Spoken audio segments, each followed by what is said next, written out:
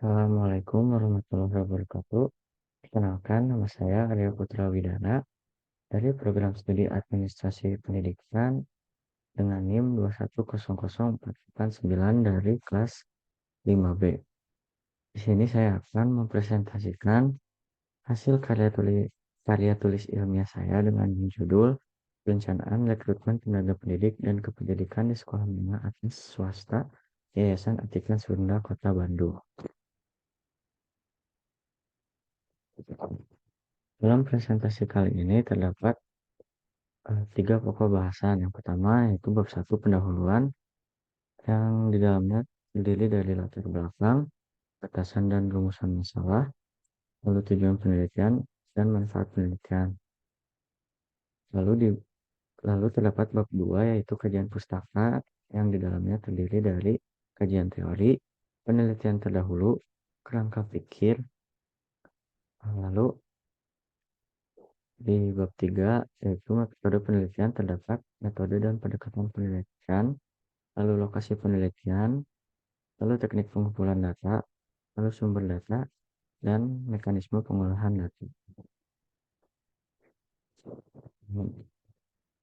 Dimulai dari bab 1 yaitu pendahuluan. Latar belakang dalam kegiatan rekrutmen biasanya sekolah melakukan rangkaian kegiatan dimulai dari perencanaan, pelaksanaan, dan evaluasi rekrutmen pada tahun-tahun sebelumnya. Setiap kegiatan memiliki jangka waktu yang berbeda-beda sesuai dengan kebutuhan. Rekrutmen ialah langkah awal sekolah untuk menata orang-orang yang akan berperan di dalamnya. Maka ini merupakan tugas sekolah dalam mencari dan mendapatkan sumber daya tenaga pendidik dan kependidikan yang diharapkan. Sebelum melaksanakan rekrutmen, sekolah terlebih dahulu akan mengkaji tenaga pendidik dan kependidikan yang disesuaikan dengan posisi yang dibutuhkan. Hal ini tentunya untuk mencegah terjadinya kekurangan atau kelebihan tenaga pendidik dan kependidikan yang akan diterima. Kegiatan inilah yang dinamakan dengan perencanaan rekrutmen. Dengan adanya perencanaan rekrutmen ini untuk mencegah terjadinya pemborosan sumber daya seperti waktu, tenaga, biaya, dan lain-lain serta untuk mencapai tujuan rekrutmen yang diharapkan. Dalam merencanakan kebutuhan tenaga pendidik dan pendidikan, sekolah juga harus memperhatikan kesejahteraannya baik dari segi sosial, mental, materi, dan sebagainya. Lalu berdasarkan studi literatur yang telah peneliti baca, terdapat masalah dalam penelitian Siti Suwaiba tahun 2010 yang mengkaji mengenai studi tentang manajemen rekrutmen tenaga pendidik guru di YPI Al-Quria Semarang.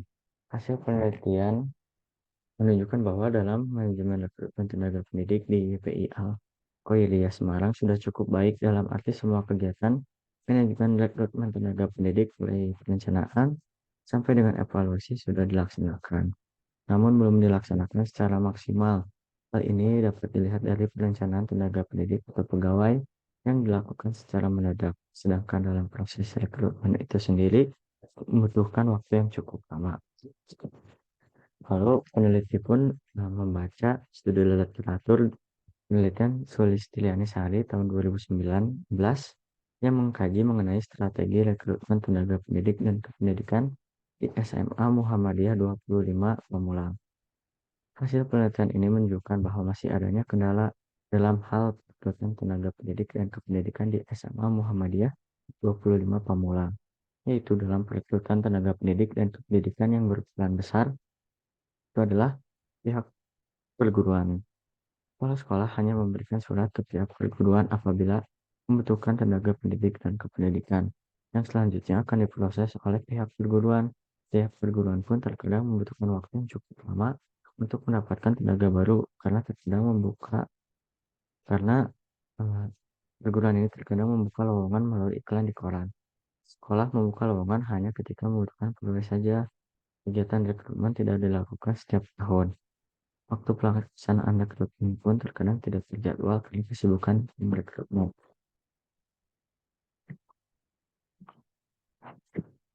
Nah, penelitian terdahulu dengan penelitian ini berbeda. Penelitian ini mengarah pada bagaimana perencanaan rekrutmen tenaga pendidik dan kependidikan yang baik sesuai dengan prosedur. Berdasarkan latar belakang yang telah dijelaskan, maka peneliti tertarik untuk melakukan penelitian dengan judul Perencanaan Rekrutmen Tenaga Pendidik dan Pendidikan di Sekolah Menengah atas Swasta Yayasan Atikan Sunan Kota Bandung. Lalu batasan masalah di sini yang pertama, batasan konseptual. Penulis membatasi ruang lingkup penelitian agar penelitian lebih terarah dan lebih mudah dalam mencapai tujuan penelitian. Ruang lingkup penelitian ini adalah untuk mengetahui perencanaan rekrutmen tenaga pendidik dan kependidikan. Lalu batasan kontekstual. Batasan masalah kontekstual dalam penelitian ini hanya dilakukan pada perencanaan rekrutmen tenaga pendidik dan kependidikan yang dilaksanakan sekolah menengah atas swasta Yayasan Atikan Sunda Kota Bandung. Rumusan masalah pada penelitian ini yaitu bagaimana latar belakang rekrutmen tenaga pendidik dan kependidikan di sekolah menengah atas swasta Yayasan Atikan Sunda Kota Bandung. Lalu bagaimana prosedur rekrutmen tenaga pendidik dan kependidikan di sekolah menengah atas swasta Yayasan Atikan Sunda Kota Bandung. Lalu apa faktor pendukung dan penghambat rekrutmen tenaga pendidik dan kependidikan di sekolah menengah atas swasta Yayasan Atikan Sunda Kota Bandung. Adapun tujuan penelitian ini yaitu mengetahui latar belakang rekrutmen tenaga pendidik dan kependidikan di sekolah menengah atas swasta Yayasan Atikan Sunda Kota Bandung. Lalu mengetahui prosedur rekrutmen tenaga pendidik dan kependidikan di sekolah menengah atas swasta Yayasan Atikan Sunda Kota Bandung.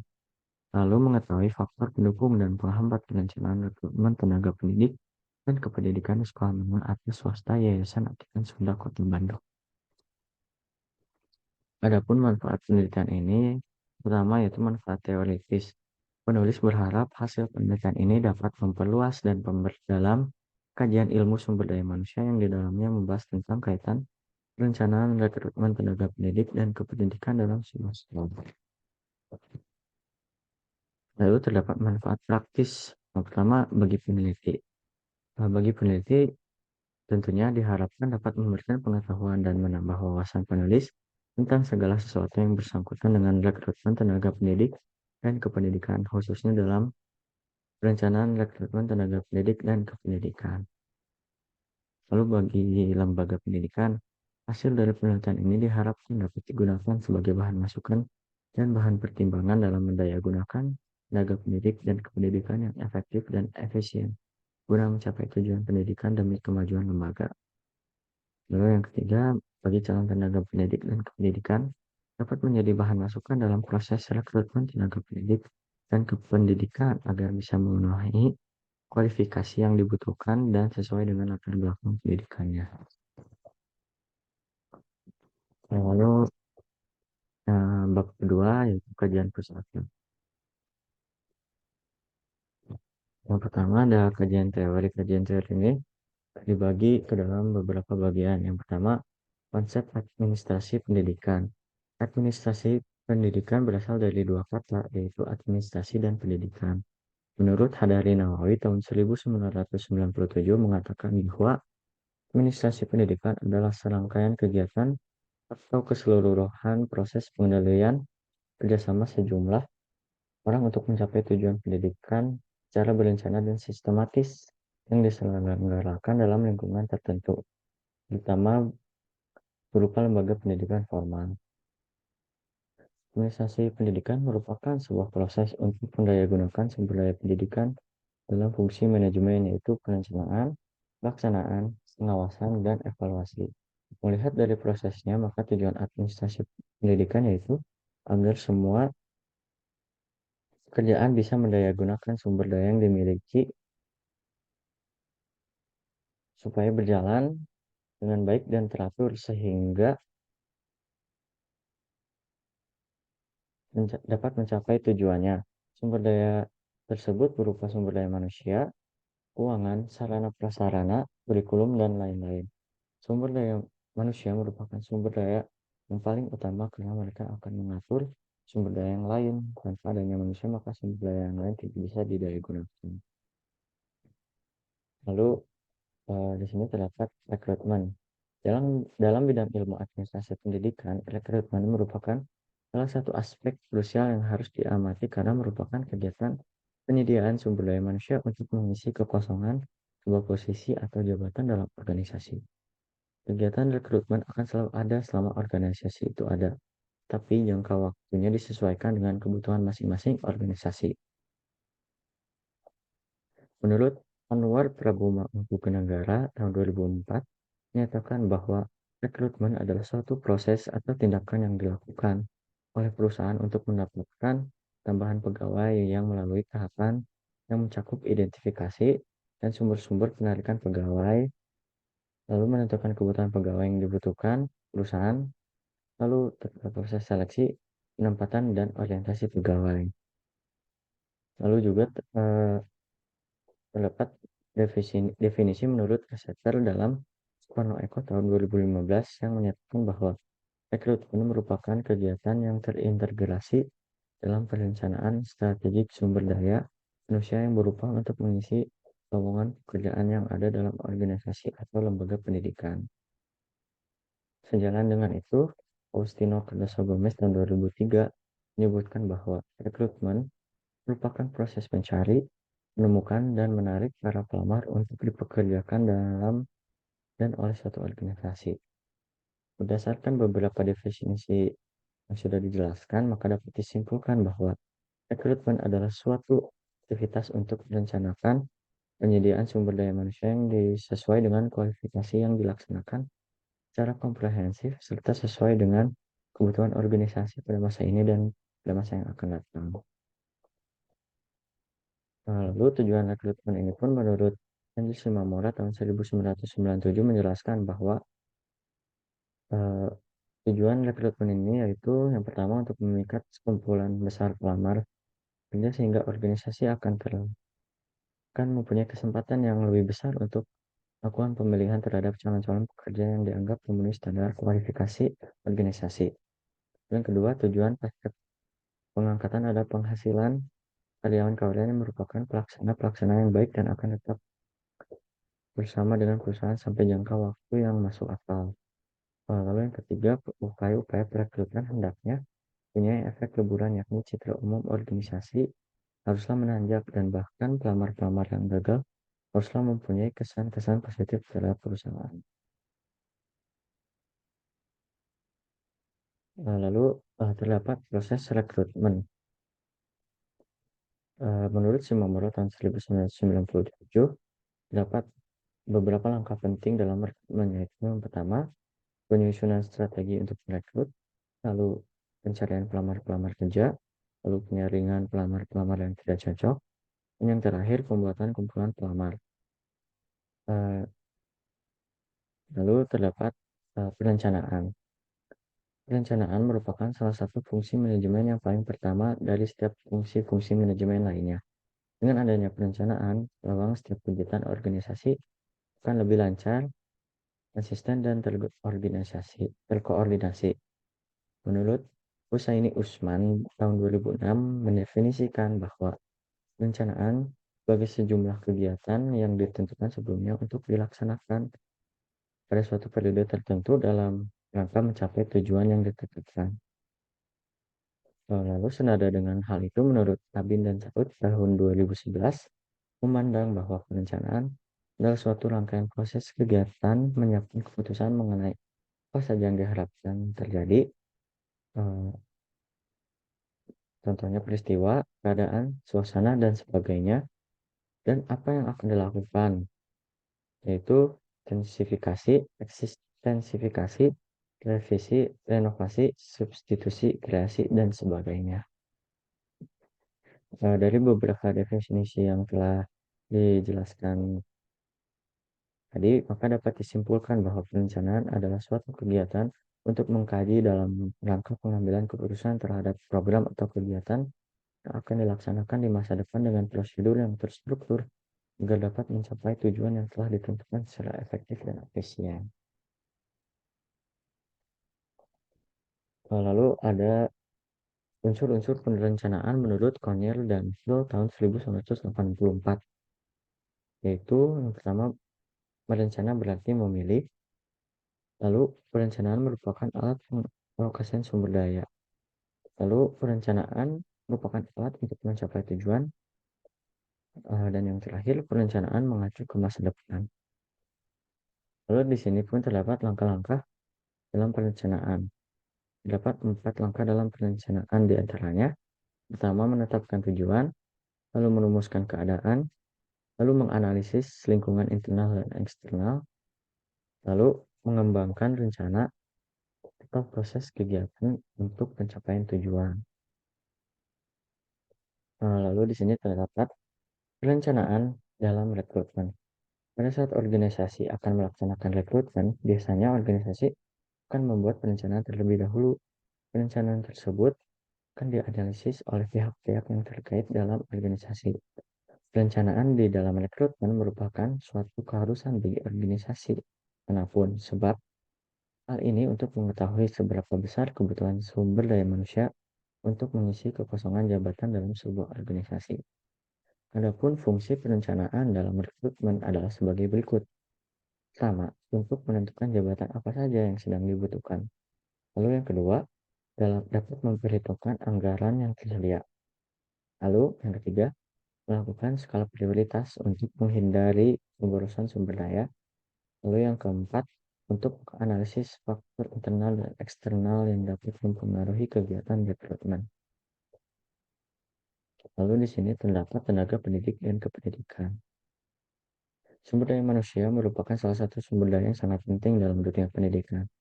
Di dalam dunia pendidikan, sumber daya manusia dikenal dengan istilah tenaga pendidik dan kependidikan. Tenaga pendidik dan kependidikan dalam proses pendidikan memegang peranan strategis terutama dalam upaya membentuk karakter bangsa melalui pengembangan kepribadian dan nilai-nilai yang diinginkan. Menurut Saiful Sagala tahun 2013 mengatakan bahwa tenaga pendidik adalah semua orang yang berwenang dan bertanggung jawab terhadap pendidikan murid-murid baik secara individual maupun klasikal, baik di sekolah maupun di luar sekolah. Lalu berdasarkan Undang-Undang Sistem Pendidikan Nasional Nomor 20 Tahun 2031 Ayat 1 Pasal 5 menyebutkan bahwa tenaga pendidikan adalah anggota masyarakat yang mengabdikan diri dan diangkat untuk menunjang penyelenggaraan pendidikan. Berdasarkan teori dan peraturan atau undang-undang yang telah dijelaskan, maka dapat disimpulkan bahwa tenaga pendidik dan kependidikan adalah semua orang yang berhak dan terlibat dalam pendidikan serta bertanggung jawab dan berperan dalam proses pelaksanaan pendidikan pada satuan pendidikan untuk menciptakan sosok manusia yang berpendidikan baik di dalam sekolah maupun di luar sekolah.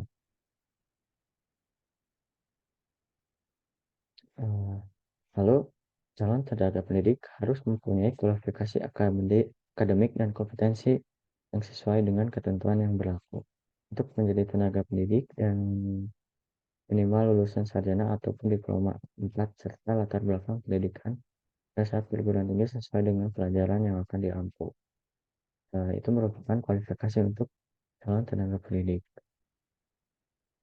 Lalu untuk kualifikasi kepala tenaga administrasi untuk SMA, MA, SMK, MK, atau SMA LB menurut Peraturan Menteri Tenaga Pendidikan Nasional Nomor 24 Tahun 2008 tentang standar tenaga administrasi sekolah madrasah, yaitu kualifikasinya berpendidikan S1 program studi yang relevan dengan pengalaman kerja sebagai tenaga administrasi sekolah atau madrasah minimal 4 tahun atau D3 dan yang sederajat program studi yang relevan dengan pengalaman kerja sebagai tenaga administrasi sekolah madrasah minimal 8 tahun.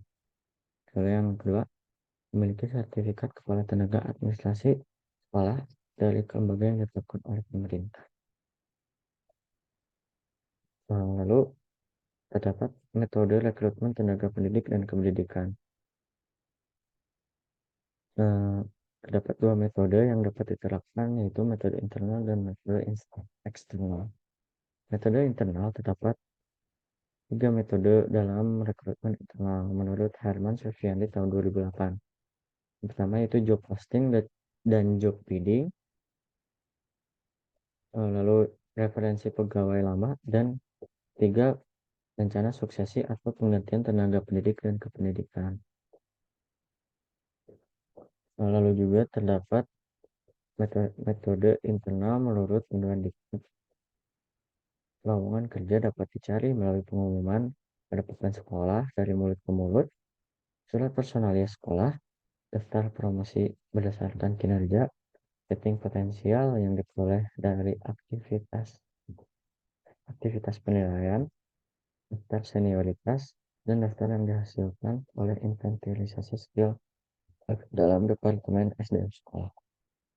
Lalu yang kedua, ada metode eksternal. Metode eksternal menurut Herman Sufiandi tahun 2008 bersumber berasal dari sekolah, perguruan tinggi, perusahaan lain, dan orang yang belum bekerja.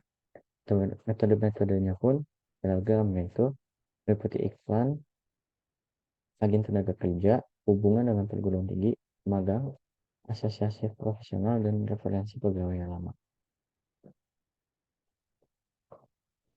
Lalu di sini terdapat penelitian terdahulu.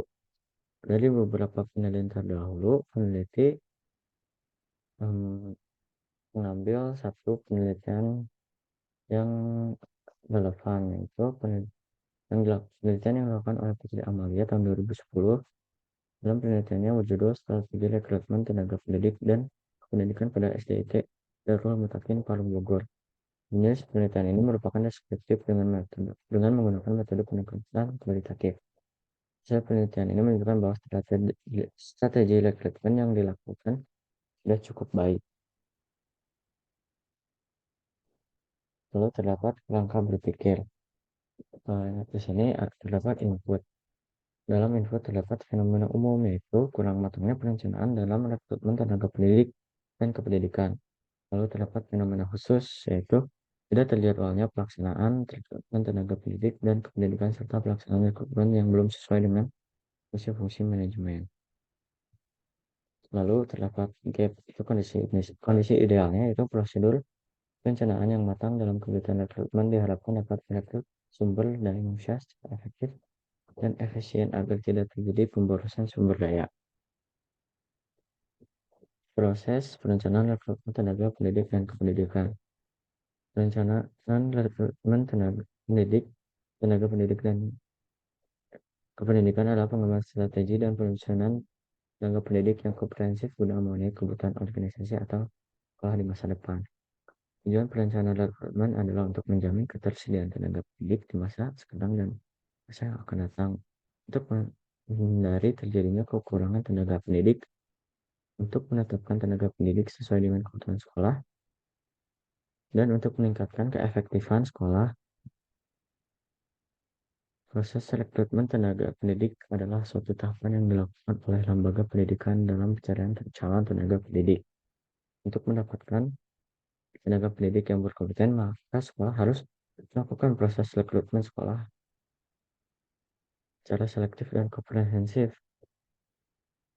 Jadi agar proses rekrutmen dapat dilakukan secara selektif, maka harus melakukan tahapan yang baik pula. Output dari proses tersebut yaitu peningkatan prosedur perencanaan dalam kegiatan rekrutmen tenaga pendidik dan kependidikan. Lalu outcome atau keluaran yaitu mendapat tenaga pendidik dan kependidikan yang profesional serta berdedikasi tinggi. Di sini terdapat bab 3, yaitu metode penelitian. Metode penelitian ini terdiri dari 5 sub bahasan. Yang pertama, metode dan pendekatan penelitian. Menurut Pisanto tahun 2019, metode dan pendekatan penelitian bertujuan untuk mempermudah analisis yang akan diperoleh. Teori dijadikan pisau bedah oleh peneliti kualitatif untuk menganalisis permasalahan yang hadir dalam konteks sosial tertentu. Nah, dengan begitu, peneliti menggunakan metode kualitatif sebagai prosedur penelitian yang menghasilkan data deskriptif. Alasan penelitian ini menggunakan pendekatan kualitatif karena penelitian ini tidak berkenaan dengan angka-angka, tetapi mendeskripsikan secara jelas dan terperinci serta secara empiris memperoleh data yang mendalam dari fokus penelitian. Menurut Trislianto tahun 2020, pendekatan deskriptif akan mengumpulkan data berupa kalimat atau gambaran, bukan angka, dikarenakan hasil observasi, wawancara, dan dokumen pendukung akan menjadi sebuah kata fakta tertulis atau lisan pada orang dan perilaku yang diamati. Penulis akan meneliti data terkait fakta perencanaan rekrutmen tenaga pendidik dan kependidikan sekolah menengah atas swasta Yayasan Atikan Sunda Kota Bandung dengan mencari informasi terkait prosedur serta faktor pendukung dan penghambat kegiatan perencanaan rekrutmen tenaga pendidik dan kependidikan yang dilakukan sekolah menengah atas swasta Yayasan Atikan Sunda Kota Bandung. Lalu untuk lokasi penelitian ini, lokasi yang dipilih yaitu di sekolah menengah atas swasta Yayasan Atikan Sunda Kota Bandung yang berlokasi di Jalan PH Mustafa nomor 115, Kelurahan Sukapada, Kecamatan Cipenying Kidul, Kota Bandung, Jawa Barat dengan nomor pos 40125. Lalu teknik pengumpulan data. Penulis akan meneliti dengan teknik pengumpulan data berupa teknik in-depth interview dan studi dokumentasi. Penulis akan mencoba meneliti serta mendapatkan data secara mendalam dan langsung di lapangan. Hal ini sejalan dengan pendapat UKJ tahun 2018 bahwa data dikumpulkan dalam bentuk data atau kalimat dari gambaran yang sudah tidak hanya bertumpu pada hasil atau produk. Penelitian kualitatif menekankan pada proses serta pentingnya arti atau makna. Berdasarkan paparan di atas, penulis akan meneliti dan menggali data demi melakukan wawancara terkait perencanaan rekrutmen tenaga pendidik dan kependidikan di sekolah menengah atas swasta Yayasan Atikan Sunda Kota Bandung. Adapun aspek-aspek yang ingin diteliti yaitu prosedur perencanaan tenaga pendidik dan kependidikan, lalu latar belakang rekrutmen tenaga pendidik dan kependidikan, serta faktor pendukung dan penghambat perencanaan rekrutmen tenaga pendidik dan kependidikan sekolah menengah atas swasta Yayasan Atikan Sunda Kota Bandung. Lalu di sini terdapat sumber data. Sumber data dalam penelitian ini terdiri atas sumber data primer dan sumber data sekunder. Yang pertama, sumber data primer. Data primer adalah sumber data utama dari mana informasi itu berasal. Sumber ini membahas pentingnya sumber data primer dalam proses desain skema konseptual, khususnya identifikasi entitas dan karakteristik terhadap suatu pembahasan menurut Priamyati dan kawan-kawan tahun 2017. Penelitian ini akan mencari sumber data primer yang berasal dari wawancara langsung kepada pihak sekolah menengah atas sekolah menengah atas swasta Yayasan Atikan Sunda Kota Bandung, terutama kepala sekolah serta pihak-pihak yang terlibat dalam kegiatan perencanaan rekrutmen tenaga pendidik dan kependidikan. Lalu data sekunder. Sumber data sekunder adalah sumber informasi dari sekumpulan data tambahan yang didapatkan dari sumber lain sumber utama. Menurut Job Nabilah dan kawan-kawan tahun 2023. Hal ini memperlihatkan bahwa pengguna data tidak secara langsung menemukan fenomena yang diteliti, melainkan mengumpulkan informasi dari sumber lain yang bisa mendukung temuan data untuk penelitian. Dalam penelitian ini, data sekunder yang akan didapatkan dari sumber pustaka, seperti buku, artikel, dan data lainnya yang memiliki kaitan dengan objek penelitian ini. Lalu mekanisme pengolahan data. Pada jenis penelitian kualitatif ini, pengolahan data tidak harus dilakukan setelah data terkumpul atau pengolahan data selesai. Dalam hal ini, data sementara yang telah dikumpulkan, data yang sudah ada dapat diolah dan dilakukan analisis data secara bersamaan. Menurut Suyanto dan Sutina tahun 2006, mengatakan pengolahan data dalam penelitian kualitatif dilakukan dengan cara mengklasifikasikan atau mengkategorikan data berdasarkan beberapa tema sesuai fokus penelitiannya. Analisis data dilakukan secara induktif, dimulai dari data yang diperoleh hingga berkembang sampai penelitian ini selesai. Data atau informasi yang didapat pada awal penelitian ini diolah secara terarah berdasarkan tujuan utama penelitian. Kemudian eksekusi lebih mendalam dan dianalisis dengan membangun data tersebut menjadi pengetahuan, hipotesis ataupun pengetahuan baru. Terima kasih telah mendengarkan presentasi yang telah disampaikan. Mohon maaf bila ada tutur kata yang salah dan terdapat banyak kurangnya. Assalamualaikum warahmatullahi wabarakatuh.